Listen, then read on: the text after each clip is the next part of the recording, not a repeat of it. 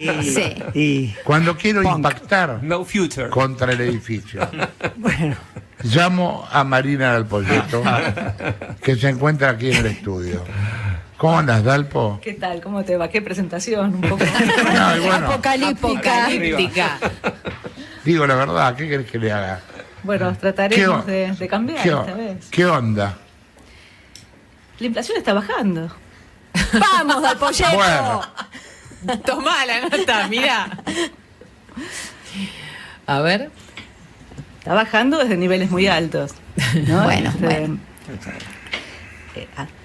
A ver, acordate que la inflación el año pasado cerró en 211%, Sí. arrancó el año en 6% y terminó el año con el shock cambiario de mediados de diciembre en 25,5%. Este año, los primeros datos de enero, salieron los de la Ciudad de Buenos Aires la semana pasada, 21%. Nuestra medición da algo abajo, nos da 18,6 el dato de enero, aunque vale acordar que en diciembre a nosotros nos había dado arriba que el INDEC, nos había dado 29,5, al INDEC le dio 25,5, con lo cual es probable que estemos más parecidos al número de la Ciudad de Buenos Aires, en torno al 20-21%. Los primeros datos de febrero que medimos nosotros, la inflación nos da 14. De nuevo, 14. Proyectado el mes. Proyectado el mes con algunas aclaraciones. La primera es, el arrastre que te dejó enero es muy bajo. En gran medida porque, de nuevo, después de los aumentazos que tuviste, después del shock cambiario, se desplomaron las ventas y frente a eso está ahí como un wait and see, digamos, de las empresas en la fijación de nuevos precios. Aunque los costos empiezan a pegar y todo el mundo está mirando, digamos, qué es lo que pasa con los costos y, bueno, cómo puede trasladar. Lo segundo es los aumentos tarifarios, los anuncios de aumentos tarifarios se patearon.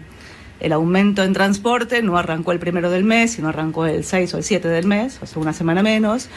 Los aumentos en gas se patearon para marzo. Los aumentos en electricidad que se iban a dar para todos, se dieron solamente, se trasladó el aumento en los costos a aquellos que ya pagaban sin subsidio, o sea, el N1 en la categorización, N2 y N3, que es casi el 70% de la 70% de la gente, sigue pagando sin aumentos. Eso en la medición nuestra te da 3,5 puntos, o sea, ese 14 en realidad debería haber sido más parecido a 17 y algo. Marzo todavía no tenemos números. Si uno mira la inflación semanal pegó un salto con la elección de noviembre al 8 semanal. Volvió a pegar un salto cuando una semana antes de la devaluación, cuando ya todo el mundo sabía que se iba a devaluar, y las 2 semanas siguientes en la zona del 10-11% semanal. A partir de ahí la inflación semanal estuvo entre el 3 y el 4,8% en la medición nuestra.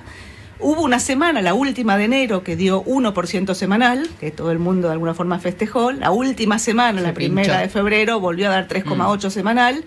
Pero de nuevo, te falta todo el aumento tarifario, te falta toda la dinámica de las paritarias y el aumento en los costos del otro lado, con sectores cuyos aumentos de salarios van bien por detrás de la inflación. Sector público, construcción, la paritaria del sector público es 16%. Y tenés sectores que van por adelante, ¿no? Digo, bancarios, aceiteros y demás.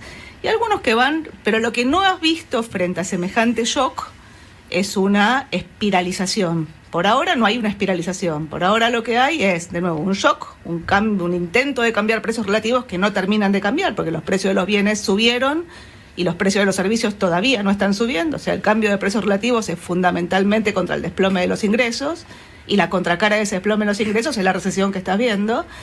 Y la promesa de ancla fiscal que viene del lado del gobierno, que te sigue insistiendo que, a pesar de que, no digamos, de las trabas que tuvo la ley ómnibus y todo el esquema, ¿no? El eje de las reformas, si querés, pateado. Bueno, digo, los números fiscales de enero, ya el cierre del año, mejor de lo que se esperaba. O sea, la aceleración de la inflación te está licuando fuertemente el gasto, a pesar de que la recaudación crece por debajo de la inflación. Y los datos de enero que te anticiparon van a mostrar no solamente superávit primario, sino que van a mostrar superávit financiero, aún en un mes donde la carga de intereses es altísima. Dicho esto, la verdad es que esto recién arranca, o sea, todavía estás en el principio del mes. Para nosotros, si todo sale bien, el escenario nosotros llamamos, como siempre, escenario sale bien, puede fallar, ¿no? Sí. En el escenario sale bien, la inflación que arrancó el año pasado en 6 y terminó el año en 25,5, arrancaría este año en la zona de 20, 21 y podría terminar el año en la zona del 5%, 4, 5, 6%, o sea, un ritmo de inflación en todo caso abajo del 100% anualizado. Y el año terminar en la zona de 200, parecido al año pasado, pero con la dinámica pero exactamente al revés. Bajando, claro. Pero bueno, tenés un montón, digo, ya para continuar con mi misión en este programa. Y cuando decís sale bien, ¿de qué depende eso? De que se pueda dar el mejor de los escenarios. No, sí, de la fuerza del cielo. Nosotros nos invocamos a la fuerza del cielo. De la fuerza del cielo, sí, tal cual. Claro. Pero ¿de qué depende? Hay un montón de frentes abiertos. O sea, hoy tenés el principal frente. Yo siempre pienso en el triángulo, hablo de la estabilización, hablo del esquema de reformas que te hagan duradera en el tiempo la consolidación fiscal, que no solamente esté basada en una mega licuación de ingresos que no se sostiene y en un aumento transitorio en recaudación que tampoco se sostiene. Y fundamentalmente la gobernabilidad. Y cuando hablo de gobernabilidad, hablo de 3 dimensiones. La que no te prenda fuego la calle, por ahora, claro. Por ahora todo lo que estás viendo son postales que son hasta no sé, no quiero decir la palabra graciosas, porque no son graciosas, pero son interesantes. Yo que sé, cuando uno veía la semana pasada, ¿no? El día de la votación en el Congreso, la policía de Patricia Bullrich llevando a los manifestantes a la vereda, y los manifestantes que estaban en la vereda iban por atrás y bajaban a la calle, y entonces la policía los subía a la vereda y bajaban a la calle.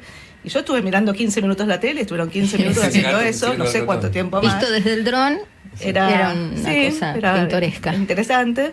O la cola que le hicieron a Petovelo para juntarse con ellos. O sea, por ahora todo parece hasta burdo, te diría, pero el impacto que estás teniendo en la capacidad de compra de los ingresos, más el aumento en el desempleo que vas a estar viendo, bueno, es una caldera. El segundo es que pasen por el Congreso. O sea, finalmente Argentina es un país republicano, democrático, republicano y federal, y donde las normas necesitas que pasen por el Congreso. Hay un juego que Milei está jugando, que tiene que ver con construir una narrativa. Yo no soy analista política, pero yo el otro día pensaba, y se lo decía un amigo que es politólogo, decía, bueno, así como Cristina con la 125 juntó del mismo lado a la sociedad rural y a la Federación Agraria, que no se habían juntado en años, bueno, Milei de alguna forma juntó del mismo lado a Kicillof, Puyaro y, ¿no? digamos, Yarlora. Por ahora, ellos no quieren estar del mismo lado, o sea, no es que se sacaron la foto. O sea, por ahora, digo, la verdad que votar en contra de Milei para los que están de este lado de la grieta es carísimo. Sí. Pero al mismo tiempo, bueno, digo, tenés que encontrar algún mecanismo de generar consensos. Veremos si escucha al Papa o no escucha al Papa, pero ahí tenés un frente abierto enorme. Y para mí el más importante de esto es el que, yo digo siempre, el que te alargue las decisiones en Argentina. Porque si finalmente vos vas a generar los cambios a partir de imponer los cambios, bueno, viene otro y te los va a hacer. En Argentina la verdad es que en el 89 la demanda de la sociedad era bajame la inflación, y te habilitó todas las reformas del consenso de Washington, que tardaron varios años en hacerse para un gobierno que era peronista y para un gobierno que manejó la gobernabilidad de una forma distinta. Y en el 2001 la sociedad te demandaba bajame el desempleo. Entonces lo que digo es, las demandas de la sociedad, suponer que la sociedad se giró a la derecha y que está totalmente, digamos, apoyando el ajuste y que se va a bancar. La verdad que para mí es un signo de pregunta enorme, y sobre todo, digamos, la pregunta que te hace el sector privado es, bueno, ¿hasta dónde? O sea, ¿cuál es la caída del nivel de actividad? ¿Hasta dónde? ¿Cómo viene la dinámica? Te iba a preguntar eso, porque vos decías, el escenario que nos describís de inflación, a todos nos resulta, firmamos acá, o sea, 7 años termina con 5 de inflación. Sale bien, ¿no? Digo, sale bien, sí. Bueno, primero decime qué porcentaje le atribuís a en esa cosa de escenarios a los que le atribuí porcentaje de probabilidad. Y segundo, ¿cómo es la actividad este año? ¿En qué nivel termina la actividad económica con 5% de inflación? Yo un poco, durante la campaña, cuando yo pensaba en el triángulo y los 3 vértices, y escuchaba el discurso de Milei, decía las chances de que le vaya bien son 0. O sea, ¿no? Sí. Hoy no son 0. O sea, finalmente, digamos, se corrió del peso ese excremento y fue un programa de shock controlado, mucho más parecido a lo que uno imaginaba, con una calibración distinta, con un montón de problemas que en todo caso después se pueden discutir. Pero es un shock controlado, digamos, mantuvo los controles de capitales. Su objetivo es capitalizar el Banco Central, más allá de que cada tanto vuelve con la agenda dolarizadora y después dice, bueno, para más adelante. Del lado de las reformas, bueno, finalmente le compró las reformas a Juntos por el Cambio, aunque las pasó de una forma, digamos, sin política. No digo, y hay un signo de pregunta gigante. Y desde el lado de la gobernabilidad, finalmente había armado un gobierno corporativo, pero o sea, empezabas a encontrarle no digamos, que había completado los 3 casilleros. Hoy no son 0. Yo lo que digo es, no son 50%. O sea, hay un montón de frentes abiertos. O sea, insisto, el ajuste es muy violento, la narrativa es interesante, el que no está de acuerdo conmigo es la casta, con lo cual los que están los que están de este lado de la grieta no quieren ser la casta. O sea, este juego no los termina de aglutinar, el centro no se termina de armar. O sea, la verdad es que no me queda claro qué es lo que hay alternativo a lo que estás viendo hoy por hoy.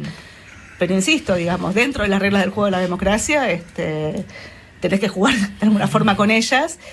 El ajuste lo estás haciendo, y cuando vos mirás los números de la magnitud del ajuste, digo, la movilidad previsional aumentó 20% en diciembre, con una inflación, si uno tiene que decir octubre, noviembre y diciembre, del 53% acumulado. La inflación, las jubilaciones van a subir 27% en marzo, con una inflación que si los números son, pongámosle 20, 14 y 18, que serían números donde vos recién me dijiste firmamos, firmamos, te da 60. Entonces lo que digo es, estás licuando muy agresivamente los ingresos, estás mordiendo los presupuestos de las clases bajas, de las clases medias, de los jubilados, te está haciendo el ajuste fiscal, estás cortando el financiamiento monetario, el balance del Banco Central está mejorando, pero mejora, yo digo, las reservas eran negativas en 12.000 millones de dólares cuando llegaron, y hoy son negativas en 6.500, con 2.500 que te prestó el fondo. O sea, pasaste del subsuelo menos 12 al subsuelo menos 8. O sea, no estás cerca de dolarizar, no tenés dólares. Y desde el lado de los pasivos remunerados, licuaste. Licuaste los pasivos remunerados, licuaste los depósitos. O sea, a las familias y a las empresas les estás licuando le estás pulverizando los ingresos y le estás licuando los ahorros. Por ahora los ahorros funcionan como colchón para todos, para las provincias, para las empresas, para las familias, pero se van a ir agotando esos colchones, sobre todo si acelerás la licuación. Cuando mirás el nivel de pasivos remunerados en puntos del PIB, pasaste de 9 puntos a 7 y algo. La base monetaria que se mantuvo quieta pasó de 5 a 2,8. O sea, desde el punto de vista monetario estás estrujando, estás, como le decía Volcker, un expresidente de la Reserva Federal, a Friedman, cuando Friedman lo acusaba a Volcker.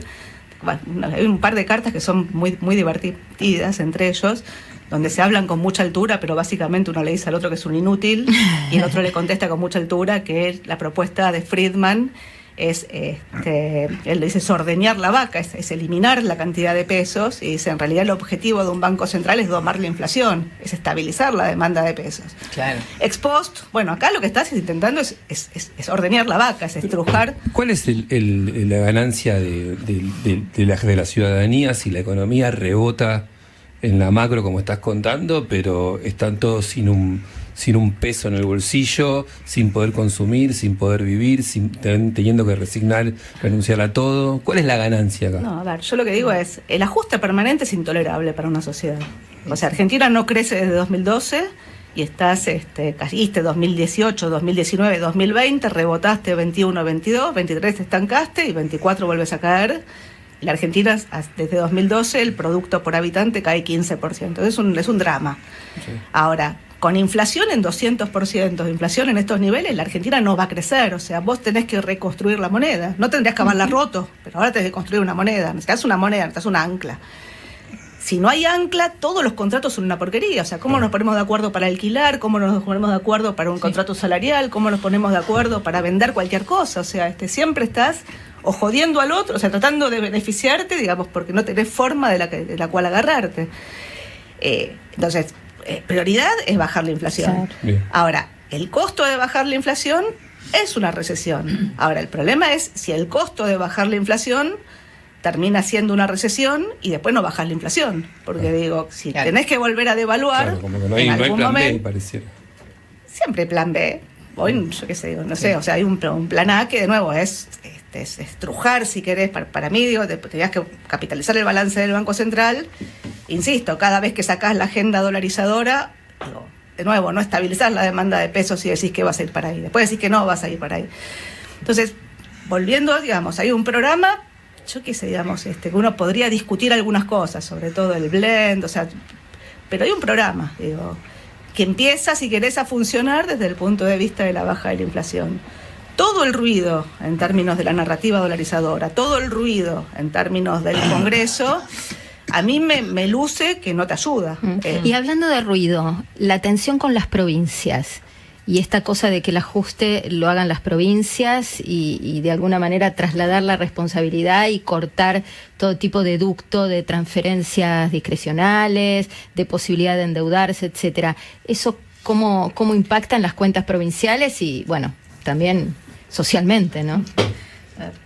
Yo hace bastante tiempo, cuando vengo pensando, digo, cuando se discutía que esto no era un conflicto distributivo, yo decía, sí hay un conflicto distributivo, claro, yo decía, no es uno, son 5. ¿No? Digo, uno es el más común de todos, que es el capital trabajo. O sea, cuántos son las utilidades, cuántos son los salarios.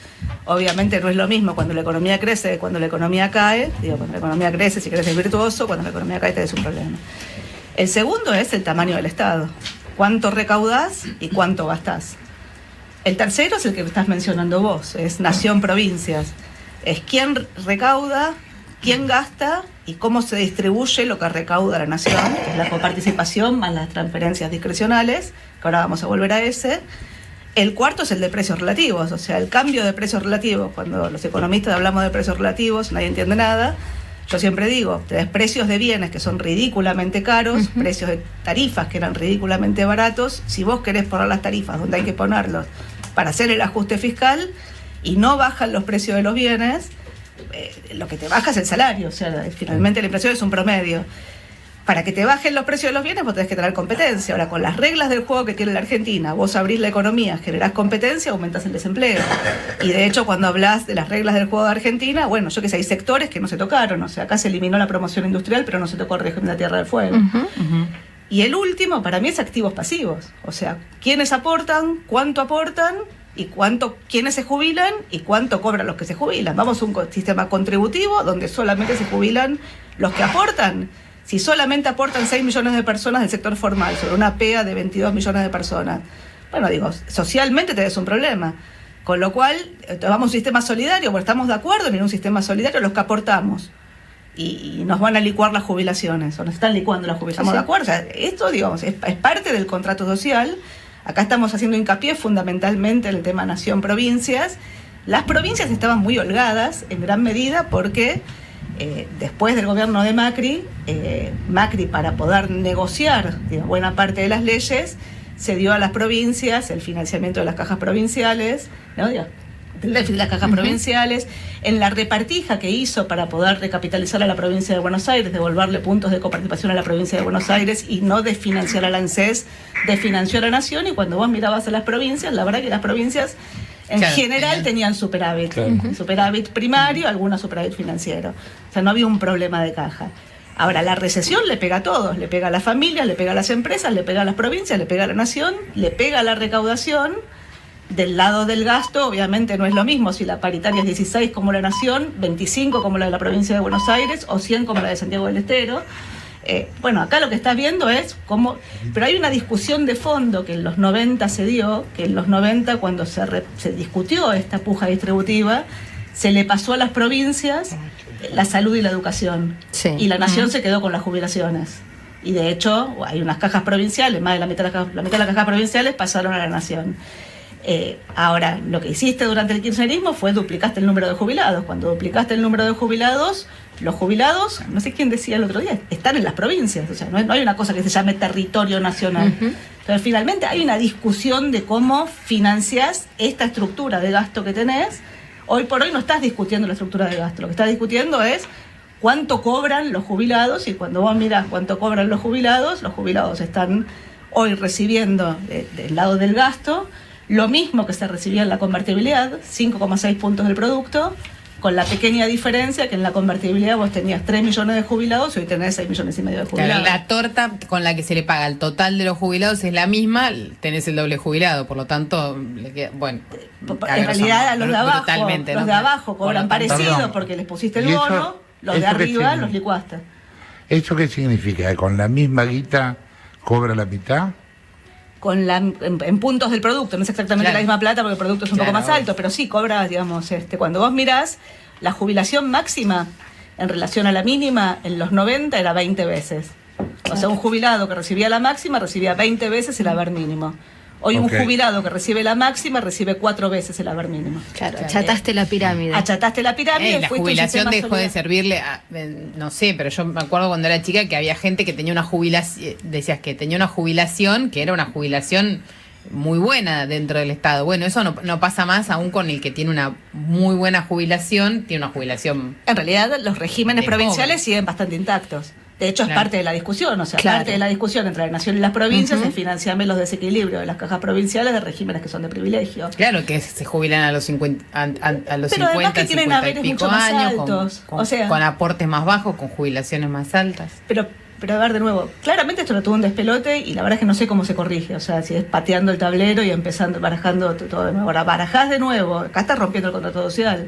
Entonces, dependiendo de cómo estés barajando, bueno, podés tener o bien un despelote político, o bien, a lo mejor te puede salir bien si querés, pero bueno, estás discutiendo, digamos, un juego distinto a las propias reglas de la democracia. Hasta acá no se hizo nada para resolver el problema del financiero del sistema jubilatorio, digamos. Lo que decís, lo Es que que único no lo que vas hizo a es hacer porque tenés licuar. derechos, tenés derechos así. Claro. Sí, bueno, eran 9,6 puntos del producto, lo que gastabas cuando le tiraron las 14 toneladas de piedra a Macri en 2017. El año pasado gastaste 6,8 puntos del producto y si mantenés la movilidad previsional con la inflación que estamos teniendo nosotros, en el escenario sale bien, vas a 5 puntos del producto, Claro. que es lo que gastabas en los 90. O sea, estás literal, es maltusiano ¿no? Digamos, el Sí, esquema. sí.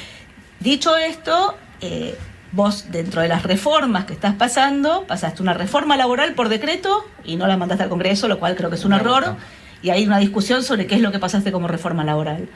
No mandaste una reforma tributaria, el paquete fiscal dentro del proyecto de ley que estaba en el Congreso y que ahora retiraste tenía una moratoria, un blanqueo, una baja de bienes personales, un aumento de retenciones y un cambio en la movilidad previsional.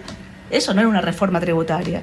No hay ninguna discusión sobre el negro de la economía, o sea, cómo hacemos para trabajar sobre... O sea, hay un tema, insisto, de contrato social que estás metiendo, digamos, una narrativa respecto a es la casta la culpable de todos los problemas. Bueno, en realidad, de nuevo, es una ruptura del propio acuerdo donde algunos se han aprovechado de los desarbitrajes que genera este comportamiento tan raro que tiene la economía argentina. Y en términos económicos, que haya vuelto para atrás la ley ómnibus y que hoy ya sea histórica, el presidente diga que ya no le interesa en estos términos como herramienta, ¿eso cuánto puede complicar el avance del escenario sale bien? Y no es bueno para el escenario sale bien. O sea, lo ideal hubiera sido, más allá de que te quedaba la mitad de los artículos cuando estaba.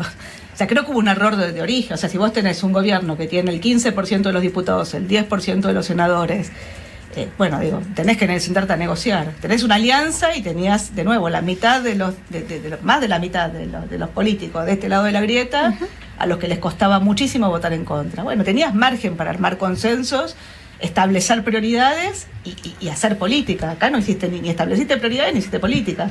Y después te victimizás y le echás la culpa a la casta de que no te vota lo que vos querés que te vote. O sea, creo que hay un error.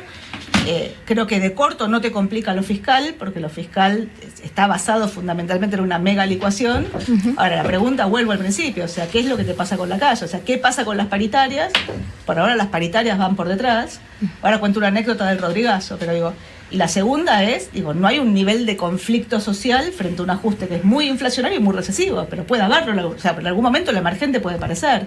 Sí. En el Rodrigazo, en el 75, otra vez estaba leyendo el libro de Cavallo, y él cuenta que cuando Celestino Rodrigo, hace el shock, lo convencen de que se corregían los desequilibrios con un shock, y sube el tipo de cambio 160%, 100% del financiero, duplica los precios de la energía, duplica los combustibles y las tarifas de servicios públicos. Suponía que atrás manejaba el conflicto distributivo. Acuérdense, Perón se había muerto, estaba Isabel, gobierno débil, la guerrilla en la calle, la AAA reprimiendo la guerrilla, o sea, era una historia distinta. Y lo que cuenta Cavallo en el libro hubo un paro general indefinido. Y frente al paro general indefinido, una semana después, Celestino Rodrigo tuvo que dar un aumento en la paritaria del 100%. Y ese fue el cambio en el régimen inflacionario. Argentina pasó de tasas de inflación menores del 100% a tasas de inflación del 300%, que duraron hasta la convertibilidad. Bueno, acá no te pasó eso. Acá el paro general duró 24 horas. Sí. Menos 12. Bueno, 12 horas. Y medio sin pena ni gloria. Pero por eso lo que digo es, hoy, de Da nuevo... un poco de vergüenza. Pero es que, Era enero. Es enero, pero lo que digo es, en algún momento, o sea, está el desprestigio de la clase política en general, y el caudal político de Milei está, digamos, de nuevo, detrás de una narrativa, detrás de lo que quieran, pero está, o sea, había margen para hacer algo distinto dentro de las propias reglas del juego. Mi sensación es que se está un poco dilapidando eso. Vos decís, ¿necesariamente sale todo mal? No necesariamente sale todo mal. Pero estás abriendo, digamos, frentes que no tenían por qué estar abiertos. El tema es que se supone que en las ordinarias lo primero que van a mandar es la reforma laboral y después está el paquete fiscal, como vos lo describiste, imperfecto, incompleto, lo que fuere, pero como una segunda etapa. Con este antecedente, ya sé que la pregunta es más política que económica, pero el resultado de lo político va a impactar en lo económico también. Porque uno dice, en este estadio de tensión en el Congreso, y cuando no le aprobaron lo menos, y no sé si aprobarán lo más. De nuevo, le aprobaron la ley en general, le aprobaron la mayor parte de los artículos, había discusión sobre algunas cosas que podemos estar de acuerdo o no. Yo qué sé, no estoy discutiendo si estaba bien o estaba mal. Sí. Pero lo que digo, tenías margen para aprobar esa ley. Dalpo, a ver si lo podemos traducir así. Milei había ganado lo suficiente y se calentó por una boludez. Sí, o se calentó por una boludez o le encontró la beta política a la victimización y ahí el problema es que se incorpora a todos adentro de la casta, en algún momento se va a quedar solo, ¿viste? Es como el chiste del gallego que manejaba contramano. Escucha por la radio que hay un loco manejando por la mano y el tipo dice, son más que uno, son miles. O sea, hoy Milei tiene caudal. Tiene caudal político. Más allá de su debilidad de origen. O sea, tiene una debilidad de origen que es que ganó en un balotaje con 56% de los votos y es una fuerza política nueva, con lo cual no tiene caudal político en el Congreso. Yo no sé nada de manejo parlamentario. Bueno, acá tienen a alguien que sabe mucho más y que puede. Pero hubo muchos errores. Empezando por mandar una reforma laboral por decreto, o sea, la probabilidad de que una reforma laboral por decreto te la pongan de baja era muy alta. En el fuero laboral, donde siempre, por eso donde siempre se sabe más o menos cómo fallan los jueces. Marina, se suele discutir acerca de si se festeja sí o no, si está bien, si amerita o no dentro del gobierno la cifra de inflación cuando se conoce. ¿Cuál sería para vos, según tu mirada, una cifra para que festejen, si se puede decir de alguna manera? Festejar. Yo creo que lo que necesitan es una narrativa donde la inflación empieza a bajar. La inflación debería estar, para que esto salga bien, debería estar abajo del dígito en algún momento entre abril y mayo. Lo cual es difícil si las tarifas las pateas para más adelante. ¿Para el miércoles? Y para el miércoles ya te avisaron ellos que va a dar 20. O sea, me parece que el miércoles va a dar 20. Sí, claro. Y si no, da 19. No creo que te avisen que da 20. Bueno, algunos lo han hecho, ¿no? Sí, el gobierno anterior se mandó varias de esas. Pero, si te dicen que es 20, va a ser 20. Es 20. Sí, que eso es altísimo. ¿Pero eso ya es para festejar o no? Según vos. A ver, o sea, tu opinión. ¿Es para festejar ese 20? Vámonos, 20 es ridículamente alto para un país normal. Por eso, es mucho. No es para festejar. Ahora, la inflación tiene, si vos mantenés el dólar anclado al 2%, si generás caídas en las ventas como la que estamos viendo, digamos, que son muy violentas, bueno, digo, no se espiraliza. La pregunta es si tienen que volver a devaluar, o sea, si la baja en la inflación va más lento y en algún momento requerís un nuevo salto del tipo de cambio, que de nuevo desde economía se esmeran en decirte que eso no va a pasar. Ahí vos sabés que el mercado está esperando que devalúen de vuelta. ¿Qué pasa si lo hacen? En realidad, por ahora están moviendo de nuevo. El crawling, digo, llegó para quedarse, ¿no? Esto de mover el dólar al ritmo del 2% mensual. La inflación baja en gran medida porque el dólar no se mueve. En realidad el dólar sí se mueve porque hay un blend, o sea, vos vendés un exportador vende 80% del tipo de cambio oficial y 20% al financiero, con lo cual en realidad el dólar que recibe un exportor es 100 bancos arriba, claro, y el dólar que paga un importador paga con impuesto país, con lo cual también es más alto. Pero lo que te están diciendo es vamos a usar el ancla, todavía tenemos margen, o sea, el tipo de cambio se atrasó, pero arrancamos con un dólar muy arriba. La expectativa es que la inflación baje y en algún momento la idea es que tanto el ritmo de devaluación que viene por abajo se acerque a la inflación y que la tasa de interés, que es muy negativa, o sea, se mantenga cerca de la inflación. Para que salga bien requerís que en algún momento, antes de mediados de año, las tres variables, dólar, tasa e inflación, vayan a un ritmo parecido y te diría abajo del dígito. De nuevo, frentes abiertos un montón, digo, paritaria es un frente abierto, hasta dónde caen las ventas y cuándo te muerden los costos fijos, qué es lo que te pasa con la competencia, o sea, hay un montón de frentes abiertos, y sobre todo qué es lo que hacen con los aumentos tarifarios, porque ahora dentro de la pelea con los gobernadores le sacaste los subsidios al interior. Uno de los argumentos por los cuales la inflación iba a bajar más rápido es porque la suba en transporte era solamente en el AMBA y el índice de precios a nivel nacional. Entonces, en mitad de la política, una de las anclas que ibas a tener no la tenés más. No sé si alguien lo visualizó, o lo pensó o no. Tampoco sé, a lo mejor, la semana que viene llegar a un acuerdo. O sea, yo jodía antes y decía, los puso del mismo lado a Yarlol y a Kichilov. Yo creo que Yarlol y Kichilov no quieren estar del mismo lado. O sea, hoy hay o sea, vos tenés gobernadores nuevos que igual que Milei ganaron elecciones en las provincias. Claro. Yarlol particularmente es continuidad, pero digo, si querés podés hablar, digamos, de Puyar o de Nacho Torres, de nuevos gobernadores que también ganaron contra si querés, somos lo nuevo. Entonces lo que digo es, así como hay una narrativa a nivel nacional, hay una narrativa a nivel provincial, o sea, no podés pretender ganar esa batalla discursiva y que te la dejen pasar directamente, o sea, es todo parte de una negociación. La pregunta es dónde frena la negociación, si hay efectivamente un acuerdo de coalición, de gobierno de coalición con el PRO. Bueno, tiene que armarse políticamente. Si no se arma políticamente, esto creo que todos lo van a empezar a medir. O sea, creo que la magnitud del ajuste es demasiado grande para que todo el mundo la mire de sentado. ¿Puedo, Jorge? No sé si... Sí, dale. En ese ajuste, ¿qué rol tiene el desempleo? Porque un poco la crisis o esta agonía del 2012 hasta acá que vimos tenía como la trampa de que ajustaba por precio, todos éramos un poco más pobres, pero no había desempleo, ¿no? Tenías como deterioro de la calidad del empleo, por supuesto, y demás, pero ¿cuánto esta recesión puede tener un salto fuerte de la desocupación? Yo creo que lo va a tener, o sea, creo que lo va a tener por doble motivo. Uno, porque cuando las familias tienen que reasignar su propio presupuesto y tienen que pagar la prepaga y el colegio de los pibes, bueno, yo qué sé, pedirán menos a Uber, pedirán menos Uber, pedirán menos delivery, irán menos al cine, o tendrán menos jardineros o pileteros, yo qué sé, o sea, va a haber un derrame hacia abajo. Lo segundo es, de nuevo, del lado de las empresas te pasa un poco lo mismo, o sea, hasta ahora las empresas tenían, yo siempre decía lo mismo, nadie miraba la curva de demanda, o sea, después de la pandemia para acá, nadie miraba la demanda, o sea, la demanda estaba siempre, lo que faltaba era oferta. Entonces, con oferta limitada, yo vendía todo lo que tenía al precio que quería.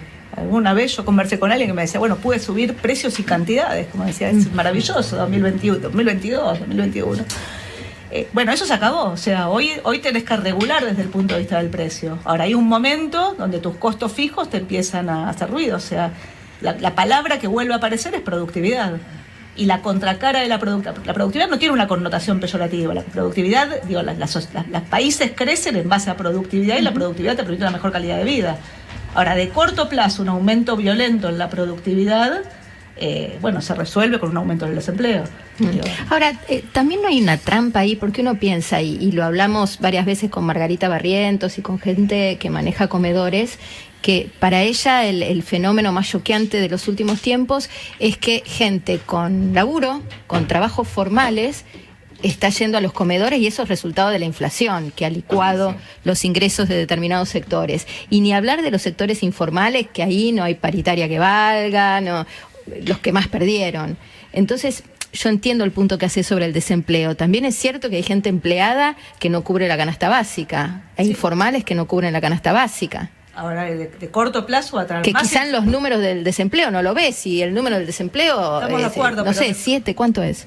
6 y pico, está bajo Claro. el 7. Ahora, de corto plazo va a traer más desempleo y menos ingresos. O sea, esto es muy recesivo. De corto plazo es muy recesivo. O sea, el que no le alcanzaba ahora le va a alcanzar menos. Cuando vos estás mirando no solo sectores formales, sectores informales, sector público, o sea, la pulverización de ingresos es enorme, jubilados.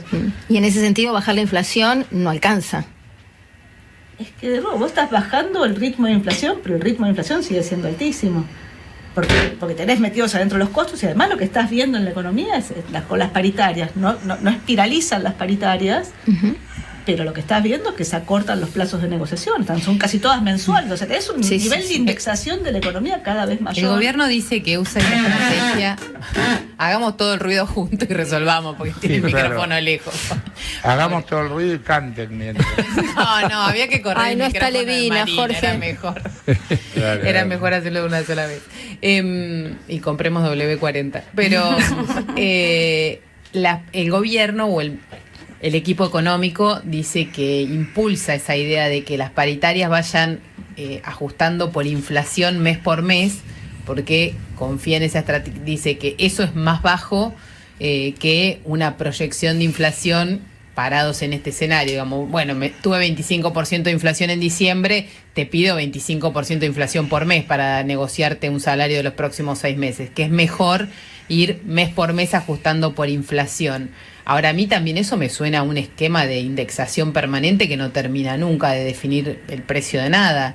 Sí. ¿Cómo impacta eso? A ver, hay planes de estabilización que, como el plan austral, que lo que hicieron fue desindexaron. O sea, directamente Heyman en ese momento armó una tablita de desagio y todos los contratos que estaban indexados, los contratos de la economía real y los financieros, volvieron a foja cero. O sea, y hay planes como el plan real que fueron al revés, o el mismo el plan en Chile, la estabilización en Chile. O sea, vos lo que tuviste fue una indexación plena de la economía. En Chile era la unidad de fomento, que de hecho hoy la unidad de fomento sigue funcionando como vara, y de hecho las viviendas, yo tengo una amiga en Chile, cuando le pregunté cuánto vale tu vivienda, y me dijo, tu casa, me dio el número, no sé, en unidad de fomento. Digo, ¿cuánta plata es eso? No tengo ni idea, me dijo. No saben, sí. Y en Brasil era la unidad de valor real, que después se convirtió en el real. O sea, entonces lo que digo es... Bueno, la UBA tenía esa intención, pero... A ver, el problema... evidentemente el anuncio del régimen solo no alcanza. No, que la UBA, el problema que vos tenés es que... A ver, el problema que tiene la Argentina es que viene un nuevo gobierno y rompe los contratos del anterior. O sea, con las UBAs, el principal problema que tuviste no era la incobrabilidad que tenía el régimen. Era de nuevo, digamos, la demanda de cambiar el mecanismo de indexación de los alquileres, de las hipotecas. Digo, si vos rompés sistemáticamente los mecanismos de indexación, digo, no hay nada que puedas hacer, porque digo, si tenés alta inflación, la única forma de hacer un contrato es indexando. Y si después rompés los contratos, entonces digo, no hay forma de alargar los contratos. O sea, en algún momento tenés que empezar a cumplir los contratos. Ahora, el problema es, partís de inflación muy alta, no está toda la economía indexada. Hay una parte enorme de la economía que no está indexada, sobre todo los profesionales independientes, todos los que manejan su propio precio, todos los sectores informales, que no tienen capacidad de... Acordate la frase de Brown cuando le preguntan, bueno, ¿cómo haces para manejarte la inflación? Y dijo, bueno, remarcamos todo el tiempo. Sí. O sea, hay sectores que contra la inflación, digo, les va mejor. O sea, es más fácil. Porque digo, Bueno, los balances de todas las alimenticias y los supermercados del año pasado. De nuevo, a ver, pero porque tenías la demanda que te lo convalidaba. Claro. Entonces vos trasladabas a precio y te lo convalidaban. Claro. El problema es que vos trasladás a precios y no te lo convalidan. Entonces vos tenés que cubrir costos fijos. Mi sensación es que lo ideal no era indexar todo. Ahora, una vez que llevaste la inflación al 25%, o al 20%, o al 15%, la verdad que si lo indexás, al que no lo indexaste, realmente pierde como en la guerra. O sea, va muy por detrás. Y muerde presupuestos. Yo creo que lo conté acá el ejemplo, digo, mi mamá. Mi mamá cobraba una jubilación mínima y una jubilación algo arriba de la mínima. Sí, una jubilación y una pensión, sí. 2,6, 2,7 mínimas, más o menos. En 2017, con una jubilación pagaba expensas y la prepaga. Hoy no le alcanza la suma de las dos para pagar la prepaga.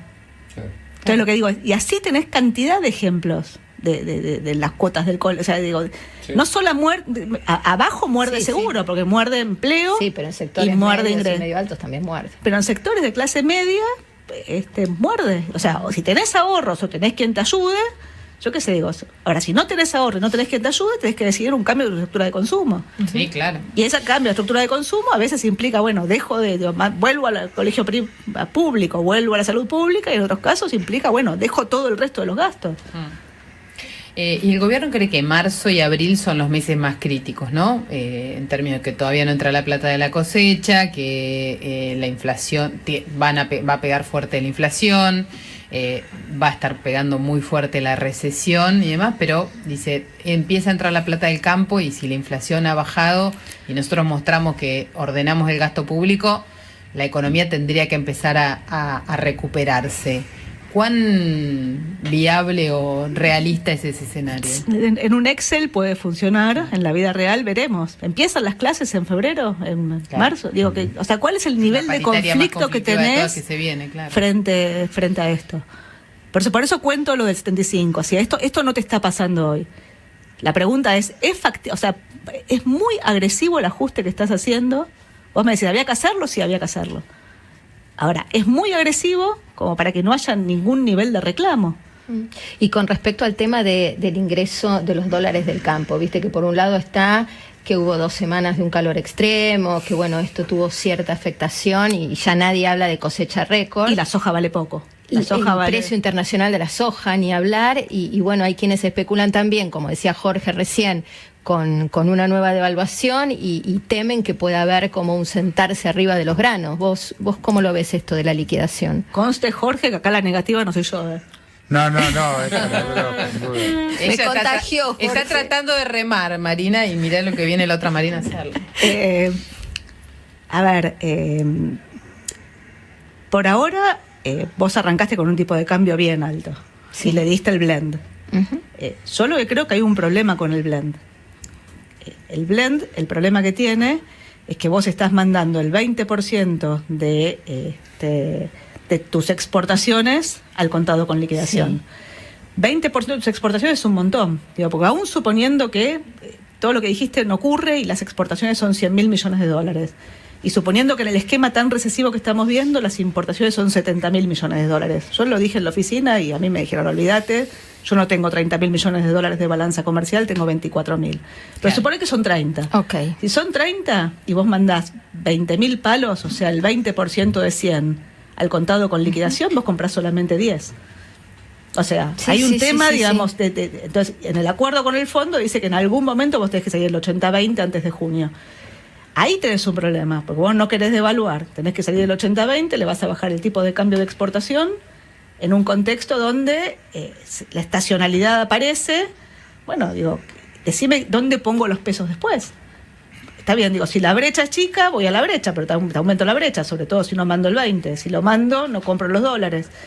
Y al mismo tiempo, el problema que vos tenés, insisto, es que el programa tiene mucho más hincapié en destruir el excedente de pesos que en recomponer reservas, Y en la lógica de destruir el excedente de pesos, tu tasa de interés es muy negativa contra la inflación, con lo cual la verdad es que... ¿Cuánto puede durar esa tasa tan negativa? En algún momento, el propio Banco Central lo reconoce y lo sabe, ese esquema va a tener que empezar a no ser tan negativo. Ahora, ¿cuánto puede tirar con esta tasa? La inflación es 200 y por tener la plata en un plazo fijo te pagan 100, para decirlo para entenderlo brutalmente.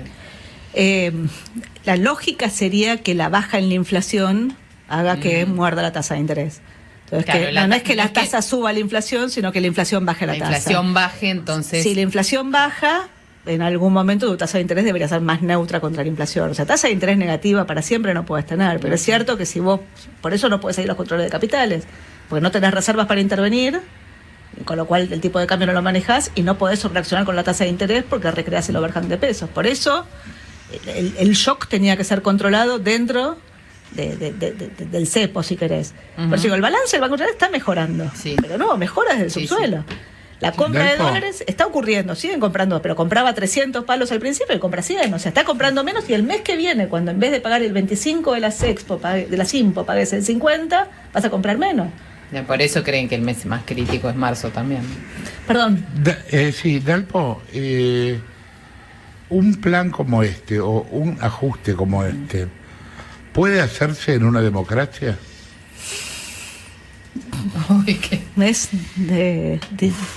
Es la primera vez desde la vuelta a la democracia que vos tenés un ajuste de esta magnitud en el arranque de un gobierno. Nunca lo tuviste antes, siempre lo tuviste. Macri hizo un ajuste fiscal y monetario. Acordate, crecimiento cero de la cantidad de dinero, déficit cero. El segundo acuerdo con el fondo. Pero fue en el año electoral, o sea, arrancó en octubre del 2018, 2019 tenía elecciones, el esquema flotaba, o sea, tenías un tipo de cambio que flotaba entre bandas y le querías ganar a Cristina, o sea, tu estrategia política era ganarla a Cristina, o sea, algo estaba mal ahí. Acá esto es bien en el arranque. Y además, de nuevo, Milei gana con un discurso de ajuste. Está bien, el ajuste lo iba a pagar la casta, no la clase media. Pero el discurso de ajuste estaba, o sea, hay mi sensación es que si la política falla, las chances se achican, digo, las chances de que funcione. Pero yo tengo la misma duda, o sea, a mí me hace ruido, o sea, por eso digo, gobernabilidad en 3 dimensiones, la que no te prenda fuego a la calle, la que te permita pasar por el Congreso las reformas y que la Corte no te las anule, y fundamentalmente la que te permita alargar el horizonte, porque si haces todas las reformas por decreto, supone que te radicalizás y haces todo por decreto. Y nada, y transitas. Y se cae todo, obvio. O se cae todo, o si gana de nuevo el kirchnerismo, o alguien que te da vuelta a todo, digamos, finalmente, no tenés 35 años para convertir a la Argentina en Alemania. La democracia requiere consenso, requiere negociación. Y para poder negociar requerís priorizar cosas. Cuando no priorizás, bueno, digo, la decisión de qué sale, qué no, digo, se te va de las manos, que fue un poco lo que te pasó con la negociación en el Congreso. Gracias, Dalpo, por haber estado acá. No, gracias por invitarme. Hoy me dejaste un poco más optimista. Ay, sí, vamos, Jorge. Suerte. Sí. María Dalpo Yeto, señores.